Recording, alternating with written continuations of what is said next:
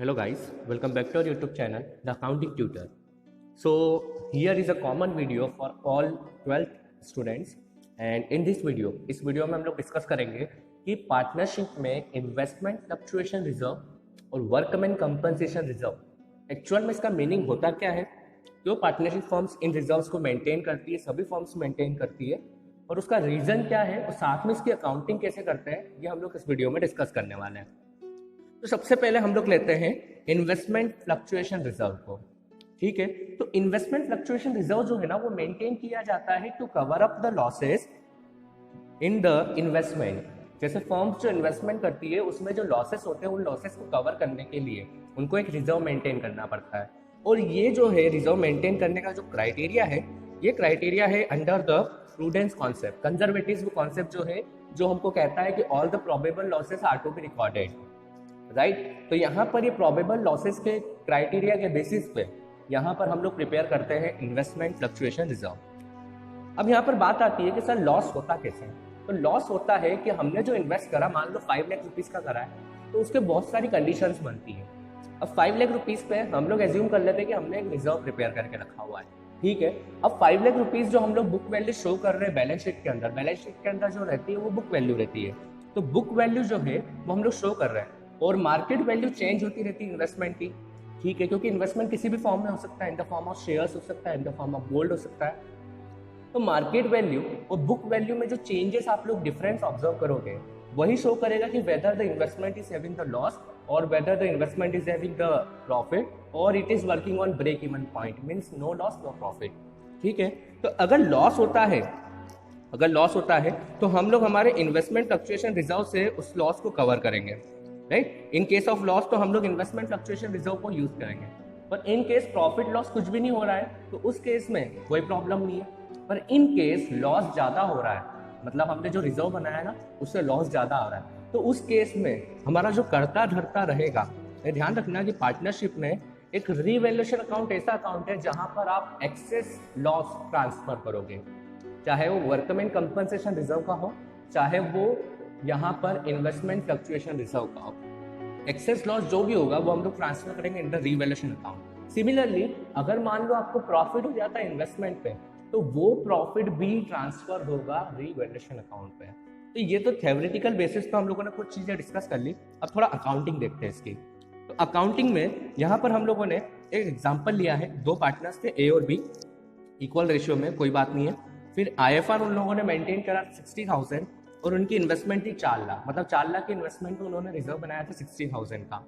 अब ये फर्म्स की कैपेसिटी के ऊपर डिपेंड करता है कि वो कितना रिजर्व मेंटेन करना चाहते हैं, है ना, ऐसा कोई बाउंडेशन नहीं है। अब पहला केस बोल रहा है कि अगर क्वेश्चन साइलेंट है, बुक मार्केट वैल्यू दी नहीं है, तो उस केस में क्या करना है। सेकंड बोल रहा है कि अगर मार्केट वैल्यू सेम है, मतलब जो आपने इन्वेस्ट करा था उसमें कोई भी चेंजेस नहीं आया, सेम मार्केट वैल्यू है। थर्ड केस में देखोगे तो अब मार्केट वैल्यू हो गई 380, आपने पैसा लगाया था 4 लाख रुपए, अब उसकी वैल्यू है 380, मतलब यहाँ पर अगर प्रैक्टिकली देखो तो 20,000 का लॉस है, तो उसको हम लोग IFR से कवर कर लेंगे। नेक्स्ट केस है कि अगर 340 हो जाती है मार्केट वैल्यू, मतलब 60,000 का लॉस हो गया, 4 लाख की इन्वेस्टमेंट की वैल्यू अब 340 हो गई है, तो 60,000 का लॉस है। अगर इन्वेस्टमेंट 3 लाख हो जाए, मतलब 1 लाख का लॉस हो गया है। लास्ट में अगर इन्वेस्टमेंट की वैल्यू 420, मतलब प्रॉफिट हो रहा है आपको 20,000 का, 4 लाख की इन्वेस्टमेंट अब 420 में कन्वर्ट हो गई है। तो एक एक करके केस देखते हैं। तो सबसे पहला केस की अगर इन्फॉर्मेशन नहीं दी है, तो सिंपली याद रखना है कि अगर इन्फॉर्मेशन नहीं दी है अबाउट द मार्केट वैल्यू, तो क्वेश्चन अगर साइलेंट हो तो हमको ये जो IFR रखा हुआ है इसको हम लोग ओल्ड रेशियो में ओल्ड पार्टनर्स के बीच में डिस्ट्रीब्यूट कर देंगे, खत्म कर देंगे। क्योंकि रिकंस्टिट्यूशन के टाइम पे ये रिजर्व जो है, एडमिशन, रिटायरमेंट, डेथ या फिर चेंज इन PSR या फिर अमेलगमेशन, ये जितने भी रिजर्व्स हैं ये ओल्ड रेशियो में हम लोग खत्म कर देते हैं। ठीक है, तो in case of no information it will be distributed in the old ratio and the entry will be IFR account debit to A's capital to B's capital 60,000, और ओल्ड रेशियो हमारा जो था वो इक्वल था, तो 30-30 में खत्म कर दिया हमने। नेक्स्ट केस देखते हैं कि अगर क्वेश्चन में मार्केट वैल्यू सेम है, अगर मार्केट वैल्यू सेम है means we are having the no loss, 4 lakh थे 4 लाख ही बचे, तो नो लॉस है, तो उस केस में हमको रिजर्व यूज करने की जरूरत ही नहीं है, तो वो पूरा रिजर्व क्या हो जाएगा, बढ़ जाएगा बिटवीन द पार्टनर्स। मीन्स अगर लॉस नहीं है तो पूरा का पूरा रिजर्व जो है वो हम लोग पार्टनर्स के बीच में बांट के उसको खत्म कर देंगे। ठीक है, क्योंकि रिकंस्टिट्यूशन हो रहा है तो रिकंस्टिट्यूशन में जो भी बचेगा खत्म कर दो, क्योंकि रिजर्व्स जो है वो खत्म हो जाएंगे रिकंस्टिट्यूशन के टाइम पे। नेक्स्ट है कि अगर मार्केट वैल्यू हो जाती है आपकी 3,80,000, ठीक है। अब यहाँ पर लॉस कंपेयर करें तो 4 लाख की हमारी इन्वेस्टमेंट थी, अब उसकी वैल्यू हो गई है 380, ठीक है। अब 380 अगर हो जाती है मीन्स लॉस देखोगे तो 20,000 का हो रहा है और हमारे पास रिजर्व रखा हुआ 60,000, ठीक है। मतलब हम लोग उस रिजर्व में से 20,000 का लॉस कवर कर सकते हैं। तो फर्स्ट एंट्री जो बनेगी वो लॉस कवर करने की जो बनेगी, it will be IFR account debit to investment 20,000, जो लॉस हुआ है वो कवर कर लिया। और जो बचा हुआ IFR है उसका क्या करना है, बांट दो सीधे पार्टनर्स के बीच में ओल्ड रेशियो में। तो IFR account debit to A's capital to B's capital 20,000 20,000, 40,000 का IFR बचा है, टोटल 60 था, 20 लॉस में चले गया, 40 बचा है वो खत्म कर दिया। नेक्स्ट इन केस अगर मान लो मार्केट वैल्यू 3,40,000 हो जाती है, मतलब 4 लाख की इन्वेस्टमेंट की वैल्यू हो गई 340, तो लॉस कितना हो रहा है 60,000 का, ठीक है। 60,000 का लॉस मतलब हमारे पास जो रिजर्व रखा हुआ है और जो लॉस है वो इक्वल है, मीन्स हम लोग पूरा जो रिजर्व रखा हुआ है वो यूटिलाइज कर देंगे टू कवर द लॉसेस और पार्टनर के बीच में कुछ भी बटेगा नहीं। So the entry will be IFR account debit 60,000 to investment account 60,000, क्योंकि इन्वेस्टमेंट कम हो रही है, असेट कम होती है तो क्रेडिट करते हैं।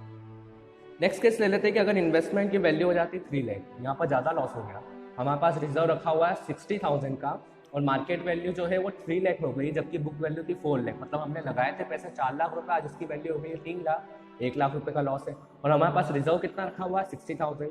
तो जब भी ऐसी कमी आए रिजर्व के ऊपर, अगर हमको दिख रहा है कि यार एक्सेस अमाउंट और हमको कहीं से लेना है, तो आप हमेशा याद करोगे रिवैल्यूएशन अकाउंट को। तो यहाँ पर पहले तो रिजर्व जो रखा हुआ है उसको खत्म करो, ठीक है, रिजर्व खत्म करते हैं। तो रिजर्व रखा हुआ है 60,000, डेबिट कर दिया। देन जो 40,000 रुपये कम पड़ रहे थे, क्योंकि 1 लाख का लॉस है, 40,000 कम पड़ रहे हैं, वो कहाँ से ले लेंगे, रिवैल्यूएशन अकाउंट से। और to investment account 1 lakh rupees. So the entry will be IFR account debit 60,000, revaluation account debit 40,000 to investment account 1 lakh. और फिर ये जो रिवैल्यूएशन अकाउंट डेबिट हुआ है, रिवैल्यूएशन अकाउंट एक नॉमिनल अकाउंट है, इसको भी खत्म करना हमको कंपलसरी है।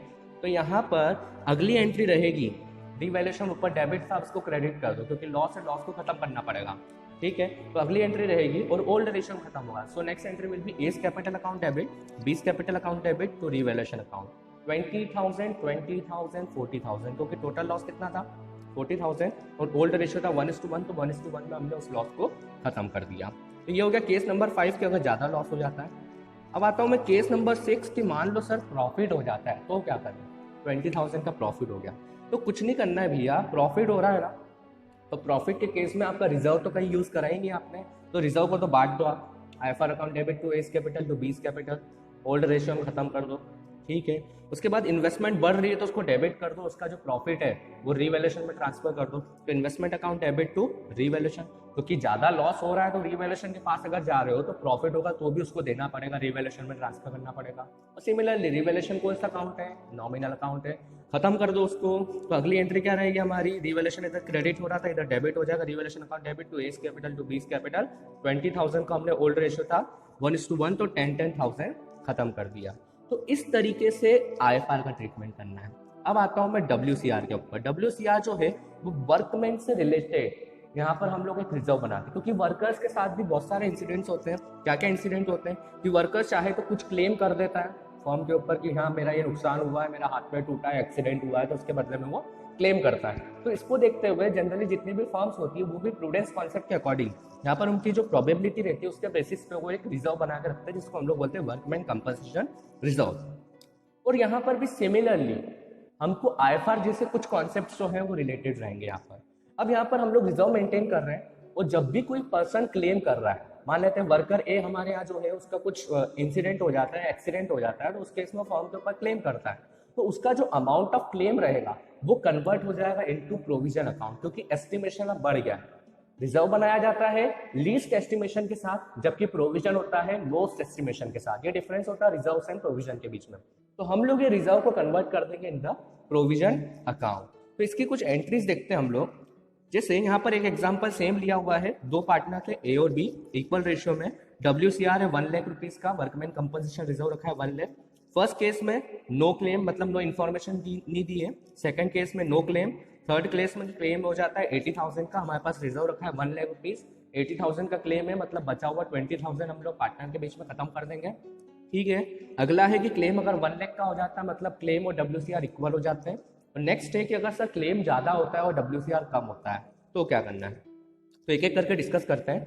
तो ये जो फर्स्ट और सेकंड केस है कि अगर कोई इन्फॉर्मेशन नहीं दी है या फिर कोई क्लेम नहीं है, तो उस केस में हम लोग पूरा रिजर्व जो है वो खत्म कर देंगे during the reconstitution between the old partners in the old ratio.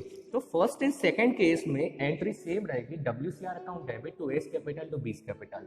ये कब करना है, जब कोई इन्फॉर्मेशन नहीं दी है या फिर कोई क्लेम नहीं है, तो उस केस में ये रिजर्व हम लोग खत्म कर देंगे। तो सेकंड केस में भी आप देख सकते हो, तो ये नो क्लेम के केस में भी सेम एंट्री है, ठीक है।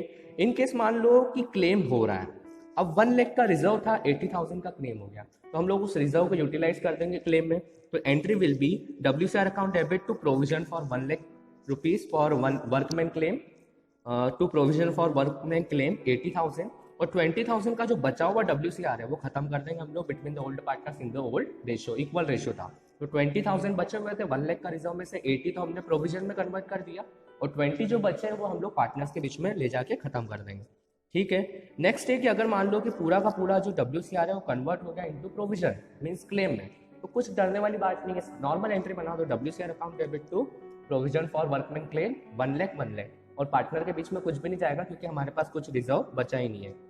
एंड नेक्स्ट केस, अब नेक्स्ट केस है कि अगर मान लो कि सर क्लेम ज़्यादा हो जाता है, 120 का हो गया, हमारे पास रिजर्व कितना है 1 लाख रुपीज़ का, वर्कर ने क्लेम कर दिया 120 का, तो 20,000 एक्सेस है। तो IFR में हम लोग जब भी एक्सेस लॉस होता था तो कहाँ से लेते थे, रिवैल्यूएशन से। सेम यहाँ पर भी करना है, तो WCR पहले ले लो 1 लाख रुपीज़, एक्स्ट्रा रिजर्व जो हो रहा है वो रिवैल्यूएशन से ले लो 20,000, और टोटल का प्रोविजन बना लो 120, ठीक है। उसके बाद ये जो 20,000 का आपने रिवैल्यूएशन अकाउंट ओपन करा है, नॉमिनल अकाउंट, इसको क्या करना पड़ेगा, हमको खत्म करना पड़ेगा। डेबिट है, क्रेडिट कर दो, बिटवीन द ओल्ड पार्टनर्स जो है उसको हम लोग उनके ओल्ड रेशियो 1:1 में ले जाके खत्म कर देंगे। तो इस तरीके से IFR और WCR का ट्रीटमेंट हमको करना है। तो आई होप कि आपको ये वीडियो अच्छी लगी हो, आपके लिए नॉलेजफुल ये वीडियो रही होगी। नेक्स्ट वीडियो में हम लोग नेक्स्ट चैप्टर के साथ इसको कंटिन्यू करेंगे। Till then, thank you, bye bye, take care. Subscribe now and press the bell icon. Never miss an update.